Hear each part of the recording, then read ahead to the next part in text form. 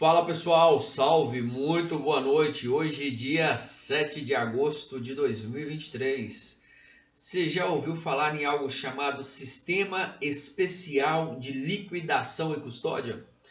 Não, tem certeza? Pera aí, deixa eu abreviar como todo mundo costuma dizer, Selic. Isso mesmo, taxa Selic. Mas o que a taxa Selic é? A taxa Selic faz? O que realmente ela impacta na vida das pessoas e nas empresas? Por que a taxa Selic é tão importante para a economia do Brasil? Por que na verdade as pessoas dizem que quando a taxa Selic sobe, a inflação acaba ficando contida? O que realmente ela traz de diferença no meu bolso? E é isso que a gente vai conversar um pouquinho aqui agora. A taxa Selic e os impactos que ela traz na vida das pessoas e também nas empresas de modo geral. Beleza? Então vamos lá. Vamos lá. Primeiro a gente precisa entender uma coisa. A taxa Selic. Quem é responsável pela taxa Selic? A taxa Selic é uma taxa que o Banco Central é que é o responsável em definir o seu valor. Seja ele atualmente, como foi na semana passada, uma reunião do Banco Central, baixou a taxa Selic para 13,25% e ela estava em 13,75%. Então, o Banco Central, de acordo com a economia, de acordo com os gastos, de acordo com as análises, as métricas que são feitas, eles definem qual vai ser a taxa Selic. E isso é algo muito importante que nós vemos que não tem uma interferência governamental. E economistas concordam que não deva ter. Por que, André? Porque quando nós falamos de governo, nós estamos falando de sistema político. E aí nós vemos riscos claros, riscos iminentes, riscos que não tem como negar, que são inerentes ao jeito que cada governo ele trata com as suas finanças. André, como exatamente? Vamos lá, não adianta, muita gente já perguntou, André falou assim, se o governo está com dificuldade, não seria só imprimir dinheiro? Deixa eu te fazer uma pergunta, você já viu aquela questão, lei da oferta, lei da demanda, a procura? Quanto mais dinheiro você imprime, mais fácil fica de encontrar aquela moeda. E isso faz com que a inflação suba. Você pode ter muito dinheiro, mas pouco poder de consumo. Por quê, André? Porque vamos trazer aqui para a nossa realidade. Quem aqui nunca comeu uma caixa de bombom? Uma caixa de bombom, antigamente, ela pesava 400 gramas. Ela chegou a pesar aí, né? Às vezes, com as séries especiais, meio quilo. Então, hoje, uma caixa de bombom, ela pesa aproximadamente 200 e poucas gramas. 290, se eu não me engano. 270, se eu já vi algumas e não estou muito enganado. E o valor, André? O valor, ele subiu. A caixa de bombom ela era mais barata, ela tinha um peso maior e hoje a caixa de bombom ela é mais cara e ela tem um peso menor. Quer dizer que hoje você paga mais por uma quantidade menor de chocolate que vem dentro da caixa de bombom. E aí nós vemos que o poder aquisitivo das pessoas ele tem diminuído. Poxa, André, hoje a pessoa ganha salário mínimo R$ 1.320. Ok, mas pega em comparação o salário mínimo de hoje, 1.320, com o salário mínimo de 10 anos atrás.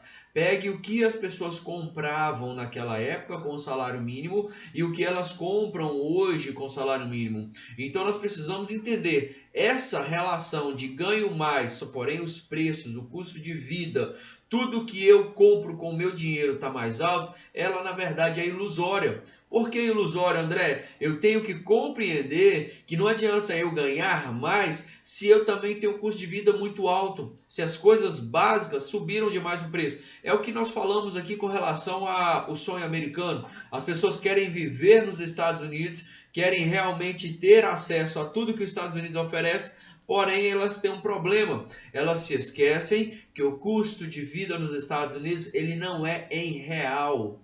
Ele não é de acordo com a moeda do Brasil, ele é de acordo com a moeda americana. Beleza? Então vamos lá, André. E agora, onde nós vamos? Vamos caminhar para a seguinte questão. Todos os dias, pessoas depositam e pessoas sacam dinheiro. Pessoas depositam e pessoas sacam dinheiro de dentro dos bancos, dos caixas rápidos, dos caixas eletrônicos.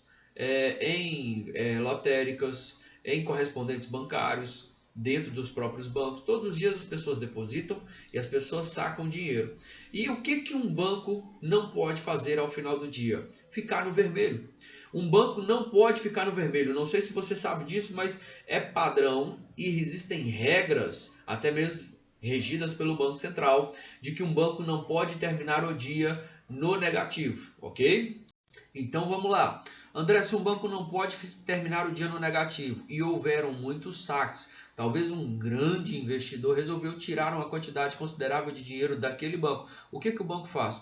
O banco X, ele vai e entra em contato com o banco Y.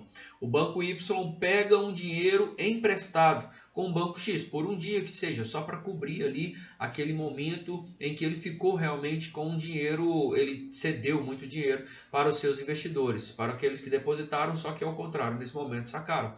Então o banco X pegou um dinheiro emprestado com o banco Y. Qual que é a forma de pagamento? A forma de pagamento no dia seguinte do empréstimo, tá? No dia X, o banco X, no dia 1º, pegou R$ 1 bilhão emprestado com o banco Y. No dia seguinte, o banco X tem que devolver o dinheiro para o banco Y. O que acontece? O banco Y ele vai receber o valor que ele emprestou, mais os juros. Esses juros seriam o quê? Com base em quê? Esses juros seriam com base na taxa Selic. André, e onde o governo entra nessa história? Os títulos do governo são dados como garantia de pagamento. André, então me explica.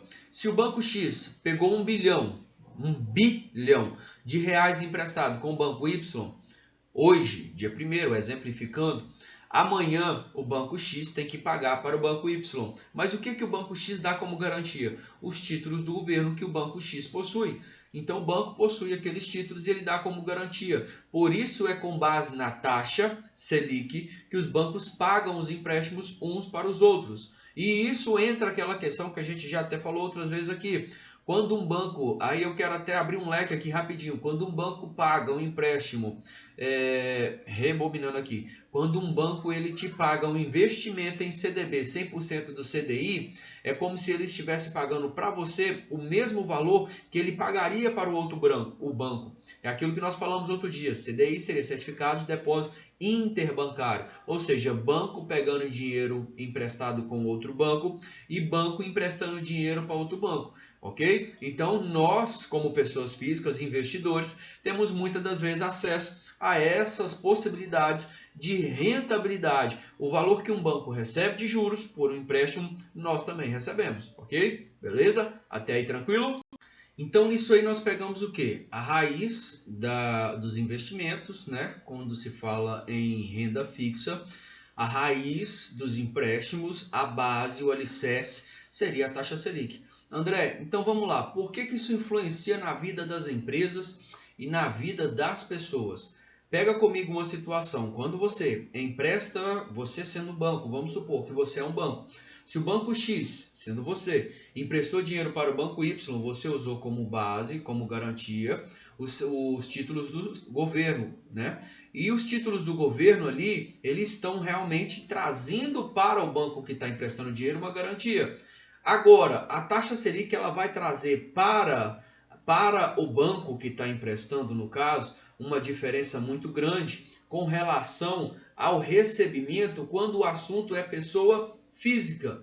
Por quê, André? Porque se a taxa Selic está alta, quer dizer que o poder também aquisitivo das pessoas, quer dizer que a inflação ela está estabilizada e o risco no caso, presta atenção, o risco do banco que está emprestando dinheiro para as pessoas ver novamente aquele dinheiro, ou seja, das pessoas pagarem ou das empresas pagarem aquele valor novamente para o banco, também é um risco alto. Então nós precisamos entender, a taxa Selic baixa, ela faz com que as pessoas tenham maior poder aquisitivo, com que o mercado fique mais movimentado, o poder de compra, o poder de consumo das pessoas venha crescer e venha girar mais rapidamente, então os juros estão baixos, Consequentemente, os empréstimos empresariais, os financiamentos de imóveis, de veículos, de empresas, galpões, entre outras coisas mais, os empréstimos pessoais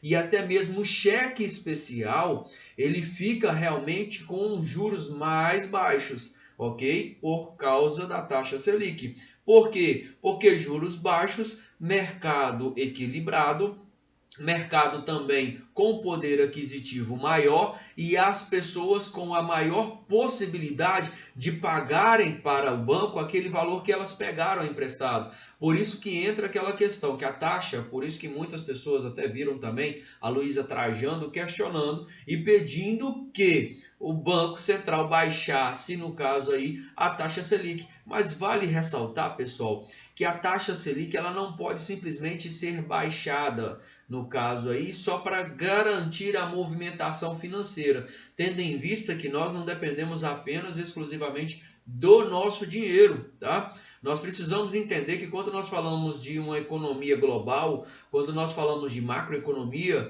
nós temos que ter um conceito mais aberto, nós temos que ter uma visão mais ampla, como a gente costuma falar às vezes, uma visão holística, ou seja, você não pode olhar só aqui, você tem que ter um princípio de que você olha um todo, ou seja, todos os países, você analisa toda a economia, todo o sistema econômico. Por isso que muitas pessoas têm um pouquinho de dificuldade de trazer essa informação e de falar sobre isso, até de compreender.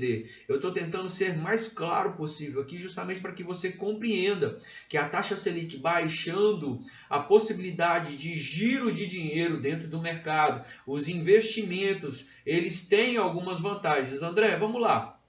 Por que eles têm umas vantagens? Primeiro, eu quero que você entenda, né? Como eu acabei de falar, os empréstimos ficam mais acessíveis, os juros para pagamento ficam menores, ou seja, se você pega um empréstimo com a taxa Selic muito alta, você vai pegar 10 mil, vamos supor aqui, estou fazendo um cálculo de cabeça, mas nem estou pensando em valores não. Você vai pegar 10 mil reais emprestado e você vai pagar aí 18 mil reais com a Selic alta. Agora com a Selic baixa, você pega 10 mil e você paga 13, você paga 14.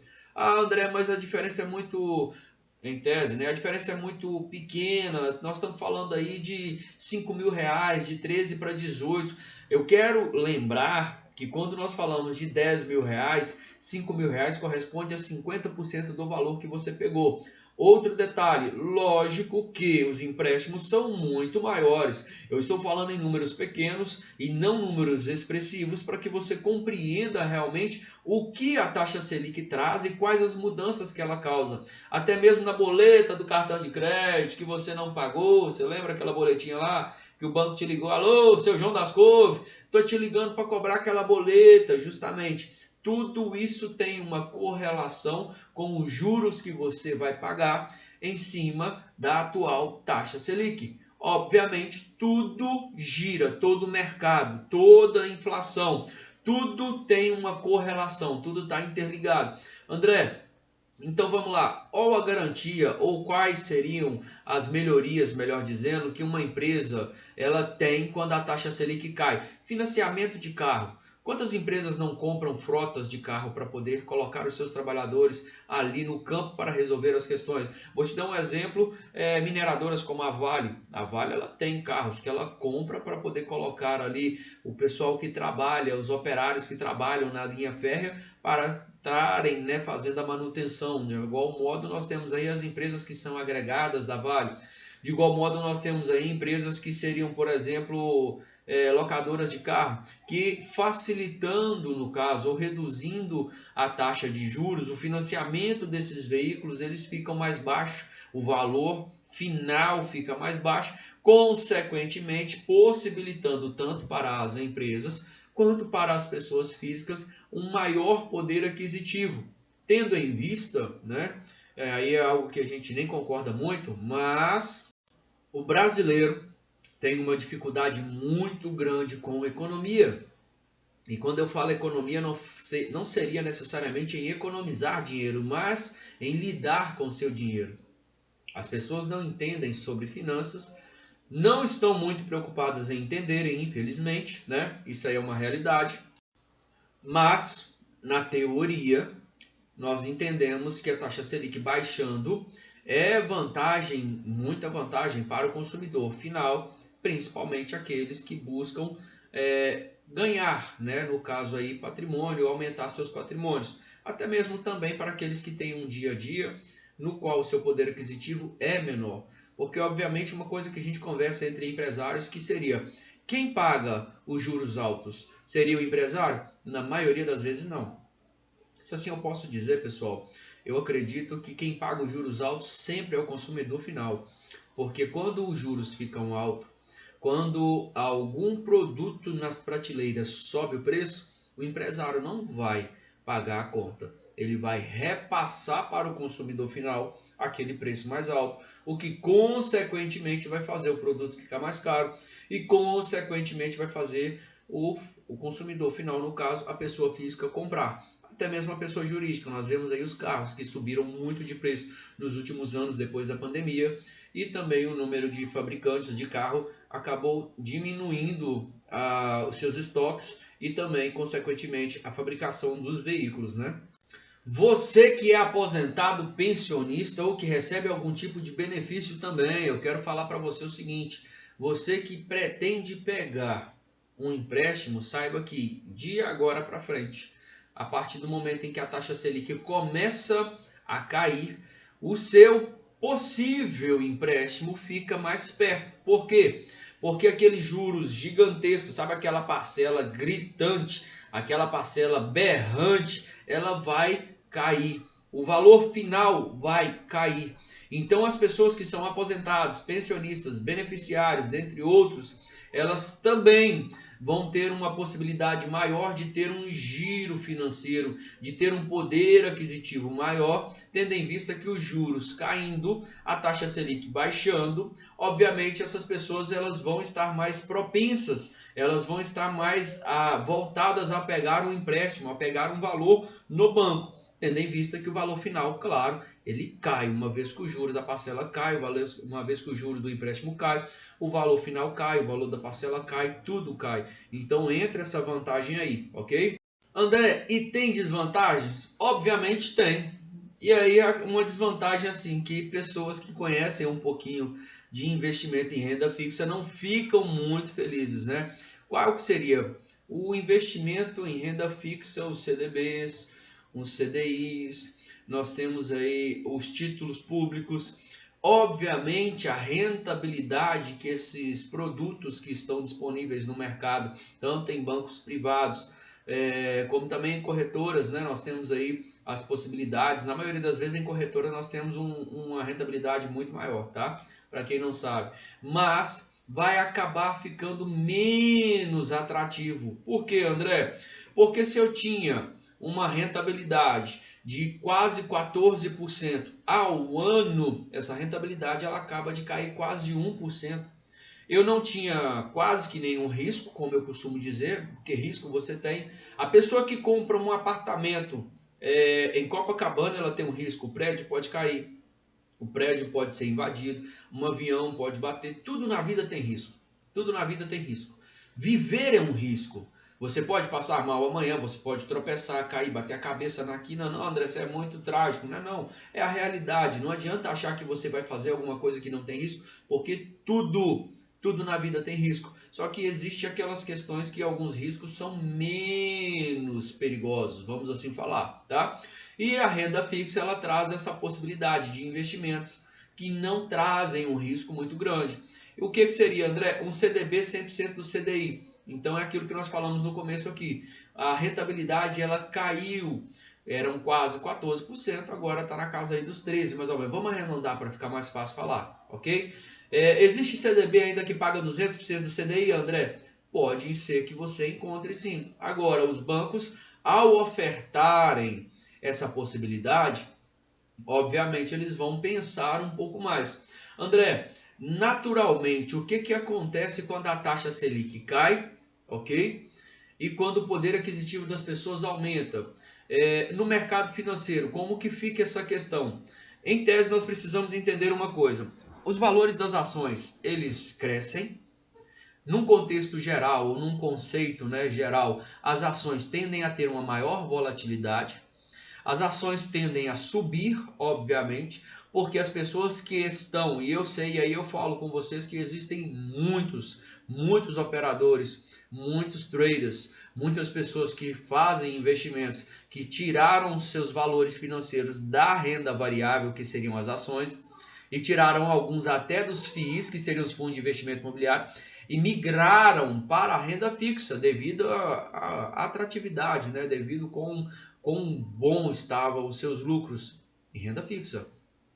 Já no conceito da taxa Selic baixando, as pessoas tendem a tirar o valor do investimento em renda fixa e voltar o valor para a renda variável, que seria aí os fundos de investimentos imobiliários e seriam também as ações.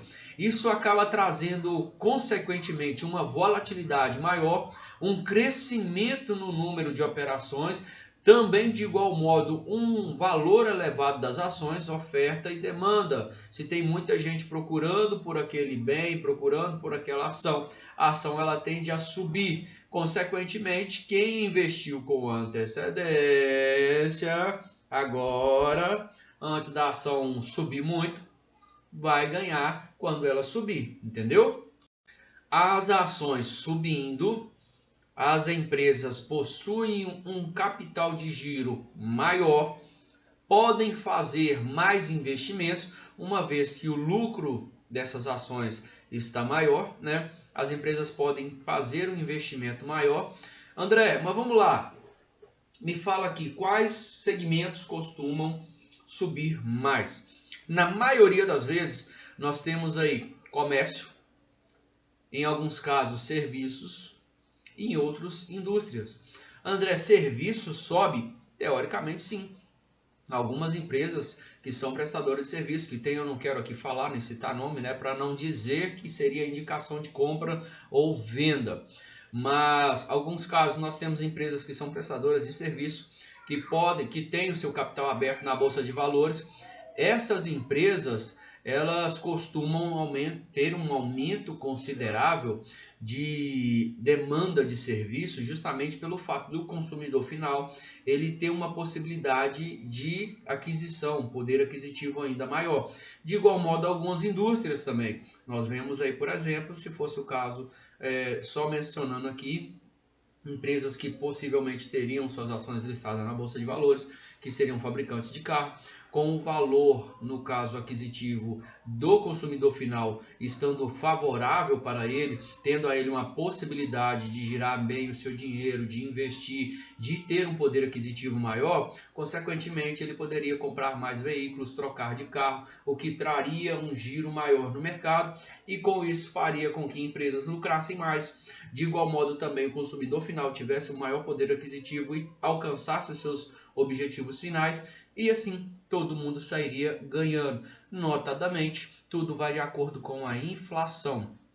O que nós precisamos ponderar ser algo em nível global e não apenas brasileiro, tendo em vista que o mercado de importação e exportação, o próprio nome já diz, é o produto saindo e o produto entrando dentro do Brasil, mas a compra dele lá fora e a venda, no caso, a venda dele para fora e a compra dele lá fora não consiste exclusivamente na moeda brasileira.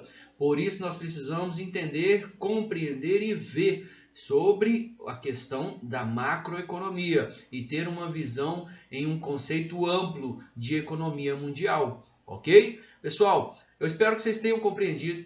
Se ficou alguma dúvida, se você tem alguma dúvida com relação à taxa Selic, se você ainda não compreendeu como ela pode influenciar verdadeiramente aí, eu te peço, faça um comentário aqui, ative o sininho, toda segunda-feira nós estamos aqui com vocês, vídeo novo, conteúdo de graça no canal, dê um like aí, beleza? E eu conto com você para mandar o seu comentário aí e falar aquilo que você realmente não entendeu. André, se você quiser também, você poderia gravar uma aula sobre isso, aquilo. Estou disponível, é só mandar lá o que você precisar e nós pudermos fazer, vamos te atender, beleza? Um forte abraço para vocês, fiquem com Deus, satisfação imensa estar aqui e tchau, Deus abençoe, sucesso!